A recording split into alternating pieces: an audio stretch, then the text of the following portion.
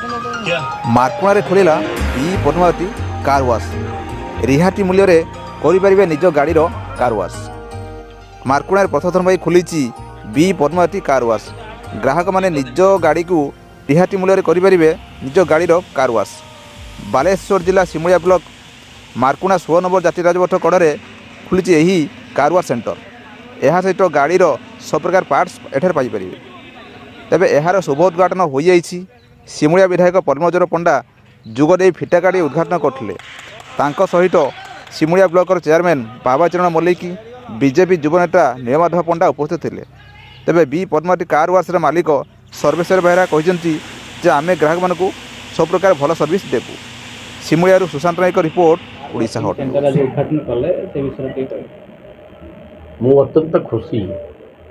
ଆମ ସିମୁଳିଆର ଟିକେ ଅନୁନ୍ନତ ଅଞ୍ଚଳ, ଯଦିଓ ନ୍ୟାସନାଲ ପାଖ ରେଲୱେ ଷ୍ଟେସନ ଅଛି, କିନ୍ତୁ ଏ ସିମୁଳିଆରେ ବହୁତ ଅନୁନ୍ନତ ଅବସ୍ଥାରେ ଅଛି। ଯାହା ମୋତେ ଭାରି ଖୁସି ହେଲି ଯେ ଆମର ସୁରଜ ଯାହା ସରଜୁ ଯାଉ କୁହନ୍ତି, ସେ ଆଜି ଗୋଟେ ବଢ଼ିଆ କାର୍ ୱାଶିଂ ସେଠି କରିଛି। ଭାରି ଖୁସି ହେଲି, ମୁଁ ଜାଣିନଥିଲି। ଭାରି ଲେଟେଷ୍ଟ ଟେକ୍ନୋଲୋଜିରେ କରିଛି।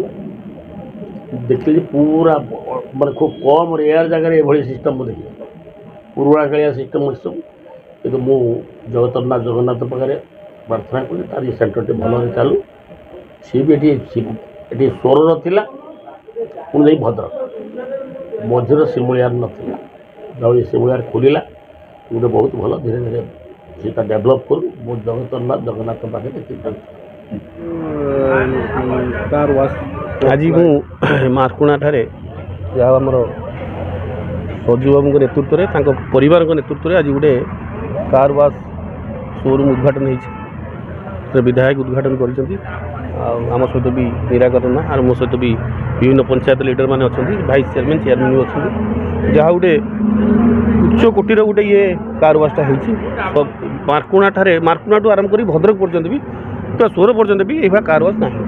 ଯାହା ହଉ ଧନ୍ୟବାଦ ଆଉ ସଜୁ ଭାଇକୁ, ଧନ୍ୟବାଦ ଆମର ସଜୁଙ୍କ ଟିମ୍କୁ, ଯାହା ଏତେ ବଡ଼ ଅନୁଷ୍ଠାନଟେ କରିଛନ୍ତି। ଲୋକମାନେ ସାହାଯ୍ୟ ସହଯୋଗ ପାଇବେ। ଯେଉଁ ଦୂର ଦୂରାନ୍ତରୁ ଆସୁଛନ୍ତି ଗାଡ଼ି ସଫା କରିବା ପାଇଁ, ଏଠି ପାଖରେ ଆମ ଖୋଲିଲା, ଲୋକମାନେ ସାହାଯ୍ୟ ସହଯୋଗ ପାଇବେ। ସିମୁଳିଆ ଅଞ୍ଚଳ ଲୋକମାନେ ଖାଲି ସିମୁଳିଆ ନୁହେଁ, ଖଇରା ବ୍ଲକ, ବାସଦେବପୁର, ଭଦ୍ରକ ସବୁ ଏଇଠିକି ଆସେ।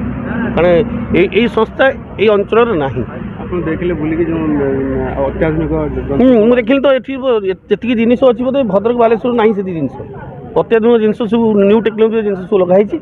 ଯାହା ହଉ ଅଶେଷ ଅଶେଷ ଧନ୍ୟବାଦ ସଜୁ ଭାଇକୁ, ତାଙ୍କ ଟିମ୍କୁ ଆଉ ତାଙ୍କ ପରିବାରକୁ। ଗ୍ରାହକମାନଙ୍କୁ କ'ଣ କହିବେ? ଗ୍ରାହକମାନେ ଆସନ୍ତୁ, ଉଚ୍ଚ କୋଟିର ଗୋଟେ ସୋରୁମ୍ଟା ହେଇଛି।